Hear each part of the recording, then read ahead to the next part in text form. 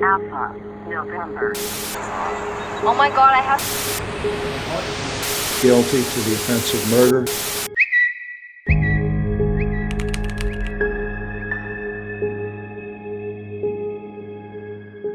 Welcome back. This is the darkest Twitter iceberg. Surprisingly, like I was looking at like icebergs and stuff because I wanted to do an iceberg, and there is not one Twitter iceberg.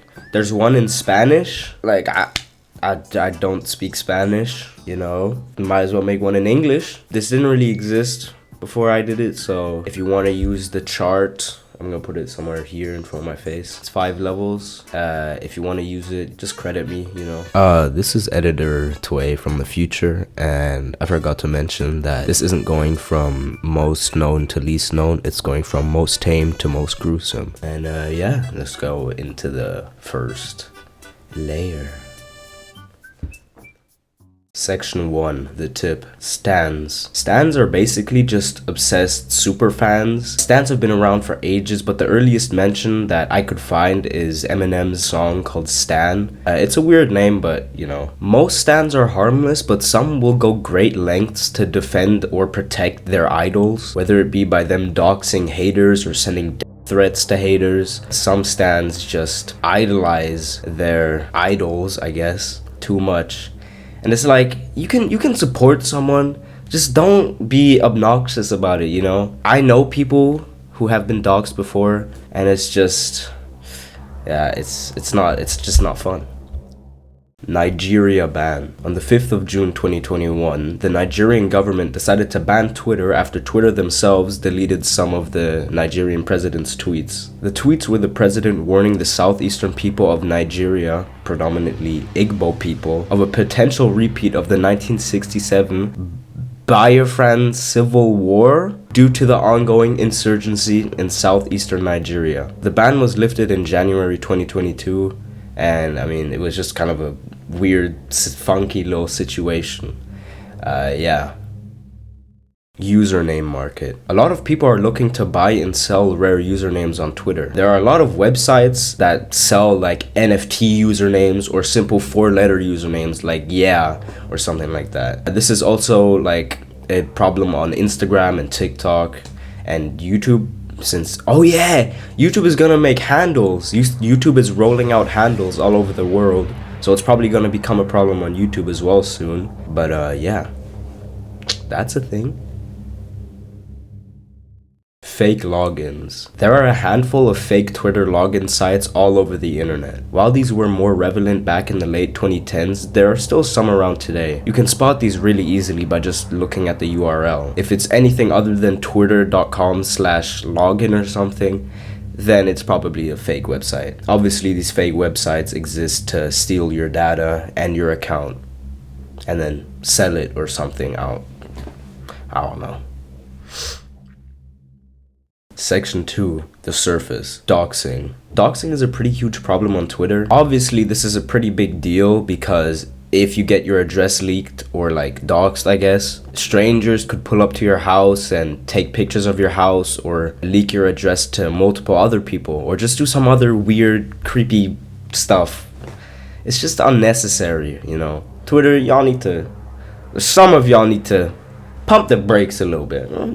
Pump the brakes a little bit, you know, just calm down. It's not that serious. I promise you it's not that serious.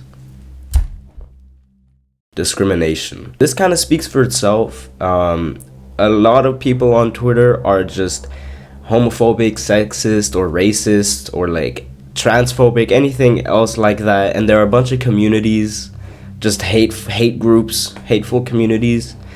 And it's just like, is it really necessary? You know, I get it, Twitter, you know, freedom of speech, but like, come on. What are they doing to you? What did they, like, yeah. But yeah.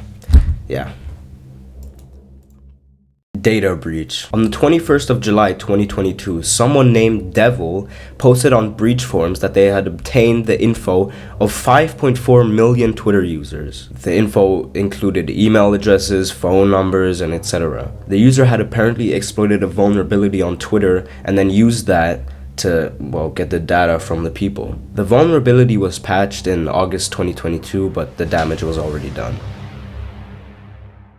Street fights. You can find a lot of street fights on Twitter. I don't have anything against the street fights, but I do have a problem with people posting like school fights, like high school fights or middle school fights, or I've even seen elementary school fights. Cause I mean, you're just posting minors fighting, and it's kind of, it's just, yeah. It's just kind of immature. Section 3, the body.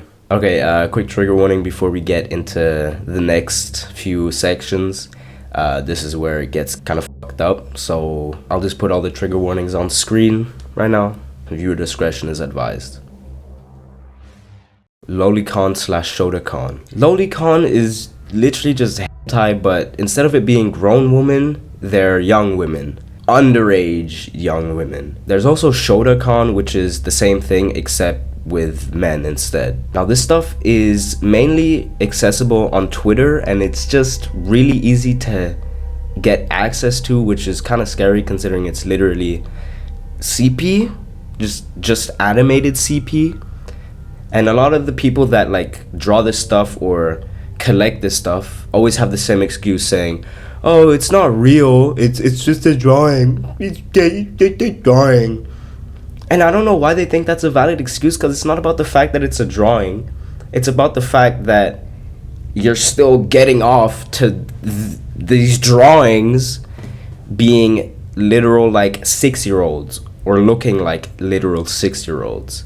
And it's crime, jail. It's done.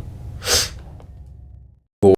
This one is pretty self-explanatory. There's just a lot of general gore on Twitter that you can find really easily. There's a lot of specific videos that we will be getting into later in this iceberg, but yeah.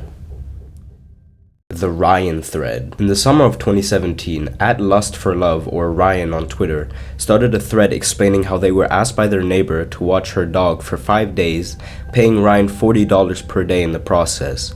Ryan accepted the offer. The woman gave Ryan a tour of the house before the first night, and according to Ryan, the dog was in a small cage, the woman had cameras all around the house, and the general feeling was off. On the first night, Ryan discovers that the only way to open the front door is from the inside with a key, which is weird. They record videos and take pictures, and in one of the videos, a doll can be seen.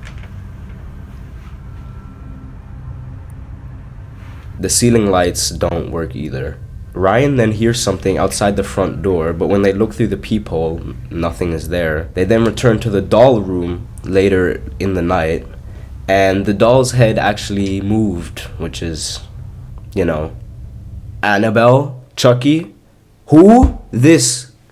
Ryan decided to leave the house at 1 a.m. because they started hearing things and suffered a panic attack. Now, there's a big chance that this could be fake, because the doll, you could literally just move the head when you're not recording and then go back in the room and be like, oh, guys, it moved, the doll's head, it moved, and we don't really know what happened afterwards, because or I don't know, because the account got terminated and the Wayback Machine doesn't go back to the thread, so it's, yeah.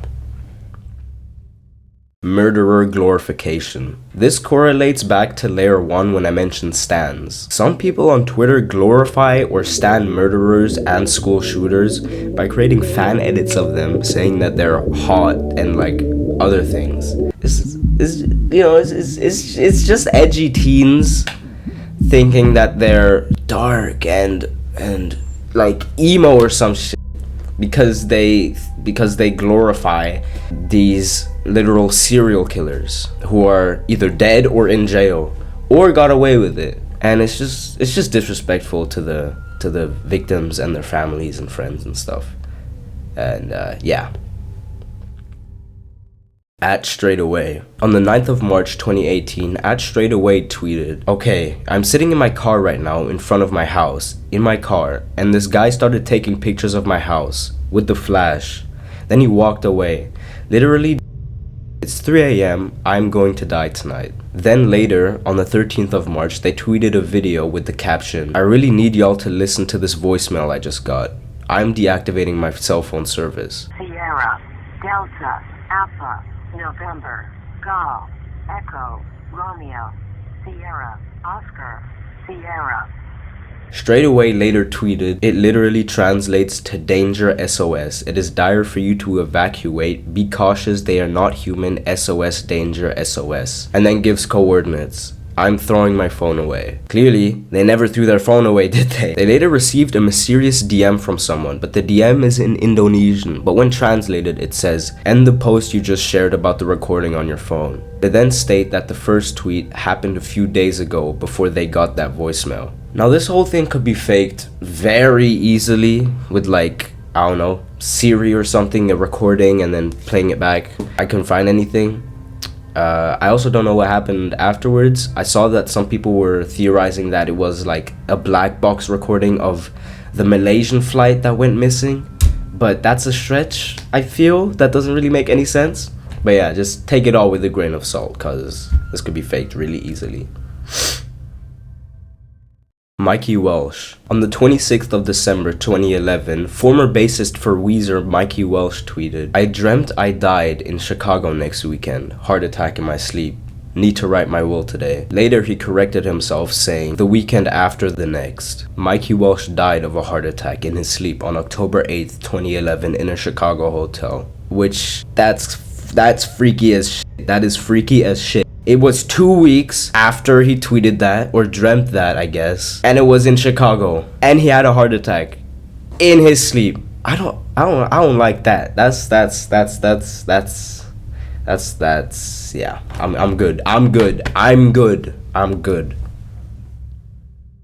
Section 4, The Abyss, 1444. A Russian college student named Gleb, and I'm not gonna try to pronounce that last name because I'm gonna butcher it, was live streaming on a Russian site called VK when he began loading a gun while saying, "Nikita, if you tell my parents, I will come and get you from the other side. I know you have both their numbers, okay? Remember me fondly." And how did they say it? "Ah yes, Nia Poka." And then proceeds to shoot. He also said Nia Poka as a reference to the Russian girl who posted a picture of her in front of a train with the caption Nia Poka. And right after posting that, she laid her neck on railroad tracks and got, you know, her head. YouTube, I love you. Please don't hurt me. So why is this on the Twitter iceberg? Because a lot of people on Twitter would post disguised gore videos. The videos would start off as just like a meme or a Twitch clip or something, but would then abruptly cut to the scene of the video or the part of the video where Gleb to traumatize children or just traumatize people in general. This was also a trend on like TikTok and Instagram and all those other sites. It was even posted to YouTube and it got taken down like 3 weeks later, or no, 3 days later, I think, which is just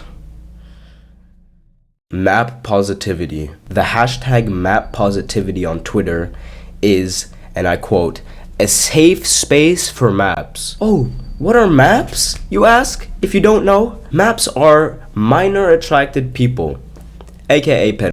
Yeah, honestly, I don't want to waste my time on this shit, so I'm just gonna, move on. At Zach Penton. On the 19th of August 2016, Zachary Penton tweeted, "I need to move out of my place before I viciously murder my roommates." 2 days after Zachary tweeted that, he shot and killed his roommate, Daniel Garofalo. Zachary would also just constantly tweet about guns in general. He was sentenced to 12 years in prison in 2018. At Rich Lonely Juan. On New Year's Eve 2013, at Rich Lonely Juan on Twitter posted an image of a woman passed out, drunk, on the floor with vomit all around her, with the caption, "Somebody put something in her drink. Anyways, me and my brother about to this." After Juan posted this tweet, he received a lot of backlash for obvious reasons, but his defense was that people make jokes about that every day. So it's fine, apparently. The last we heard of Juan was a tweet of him saying that her pulse wasn't beating anymore and that he wasn't gonna call the cops because he's not a snitch. Juan's true identity was never found, and we still don't know if the woman survived. Section 5. The Darkness. Skylar Earl Neese. On the 6th of July 2012, 16-year-old Skylar Earl Neese snuck out of her house to meet up with two of her high school friends, Shalia Ray Eddy and Rachel Shoaf. They drove around their hometown of Star City, West Virginia, and their destination was a secluded forest. Shalia and Rachel both managed to convince Skylar to sneak out so that they could talk about their friendship, as their relationship wasn't as strong as it used to be. Also, I don't know if I'm butchering her name. It might be Shalia or something. I'm just gonna keep saying Shalia because I don't even want to get her name right. Once they arrived at the forest, Shalia and Rachel both turned their backs to Skylar and counted up from 1. Once they hit 3, they both pulled knives from their sleeves and stabbed Skylar to death. And on the 1st of May 2013, Rachel pleaded guilty to second-degree murder and was sentenced to 30 years in prison with eligibility for parole after 10 years. Shalia pleaded guilty to first-degree murder on January 24th, 2014, and was sentenced to life in prison with eligibility for parole after 15 years. It's just such a sad story. And a reason that this is on the iceberg is because after they killed their friend, she thought they were her friends, they decided to make a few tweets, some little happy tweets. They posted a bait RIP message dedicated to Skylar in order to throw people off, I'm assuming, which is just really messed up. Shalia Eddy also tweeted, "No one on this earth can handle me and Rachel. If you think you can, you're wrong." She also tweeted, "Worst day of my whole life," and "They say you remember the past better than it really was." You know how I said that they counted up from 1 to 3? Well, she tweeted, "We really did go on 3. Yeah. Okay, this one is, okay. On Twitter, if you just search up a plethora of Discord CP servers, CP websites, Telegram CP groups, and just stuff along those lines will appear. Big as day. Nothing is being done about this. This has been a problem for a while now, and Twitter just isn't doing anything about this. It's so easy to find and access, and I don't understand why Twitter isn't doing anything about it. Also, I censored it in the video because I don't know who's gonna be watching this. You know, there might be some sicko, and I'm just gonna censor it because I don't want, you know, this shit should not be easily accessible. Yeah. Trevius Williams. On the 18th of October 2015, 16-year-old Trevius Williams left his Jacksonville home to go pick up bread from his local convenience store. While crossing a street, Trevius was fatally struck by a car. He died on impact. After being struck, the driver got out of his car and tweeted, "I just killed a man," then following it up with a picture of Trevius's body in the street with the caption, "RIP." The next morning, the driver tweeted again saying, "Worst night of my life." The driver was never caught. This is editor twae here to just correct myself. It turns out that the driver did get caught. He just somehow managed to escape all charges. Yep. It's just so disrespectful. Wow, like, yeah. I don't understand. I don't understand. Felina. In 2014, a woman under the alias Felina was known as an online protester for fighting the drug cartels in the Mexican state of Tamaulipas. The cartels declared a media blackout so that none of the crimes in the area would be known/reported. As a result, a lot of people turned to Twitter or other social medias to post about what's been going on. Felina ran one of these Twitter accounts, and it was the most successful of the bunch. She would post emergency phone numbers and encourage other people to speak out about their experiences and what they had seen. Unfortunately, due to the account being so successful, it caught the eyes of the cartels. She began receiving threats as the cartels worked to discover her true identity. On the 16th of October, Felina tweeted, "Friends and family, my real name is Rosario Fuentes Rubio. I'm a physician. Today my life has come to an end." Multiple other tweets were made by her warning her followers not to make the same mistakes that she made. And then one final tweet was made on the same day, consisting of two images. One of just her face and another of her lifeless body with the in her head. Yeah, the account got terminated, obviously, and yeah, it's just really messed up. Takahiro Shiraishi. In mid-October 2017, 23-year-old Aiko Tamura from Tokyo went missing. This was especially concerning for Aiko's family as her mental health was rapidly declining, and her posts on her Twitter account showed that she was also getting posting about how she was looking for someone to commit suicide with. Aiko's brother decided to take matters into his own hands and decided to log into Aiko's Twitter account. At first he didn't find much, but then he decided to look through the DMs. Someone under the name @HangingPro DM'd Aiko saying that he wanted to commit with her. Aiko's brother knew that he couldn't just track this person down based off their Twitter profile, so he decided to track down one of his followers, and she said that she would be willing to take Aiko's brother and the police to his residence. The woman would lead them to a small apartment in Zama Kanagawa Prefecture, which was about 40 minutes away from where Aiko lived. There they would meet a 27-year-old man named Takahiro Shiraishi. He would let them enter his apartment, but his apartment was empty and there was no trace of Aiko. The police noticed that there were an unusual amount of cooler boxes in his apartment, and the truth was that Aiko was in his apartment. She just wasn't alive anymore. Parts of her dismembered corpse were found packed into different parts of the boxes, but police kept finding more body parts to the point where it was exceeding the amount of body parts one human could have, meaning that there were multiple victims. Turns out that Takahiro would prey on young vulnerable women on Twitter and then convince and lure them into his house with the sense of safety and whatever other bullshit he said, and would then kill them and keep their dismembered body parts in cooler boxes. There were 9 victims in total, 8 young women ranging from as young as 15 to 26, and 1 young man. The man was one of the victims' boyfriends who actually called out Takahiro, and they got into a bit of a scuffle. But unfortunately, Takahiro got the better of him. Takahiro was sentenced to death in January 2021 and is currently awaiting execution. And that was the darkest Twitter iceberg. Not only was it the darkest Twitter iceberg, it was also the only Twitter iceberg that I could find. Do the usual YouTuber stuff. Like, comment, subscribe with the bell, comment what I should cover next. I'll see you on the next video. And yeah, see ya.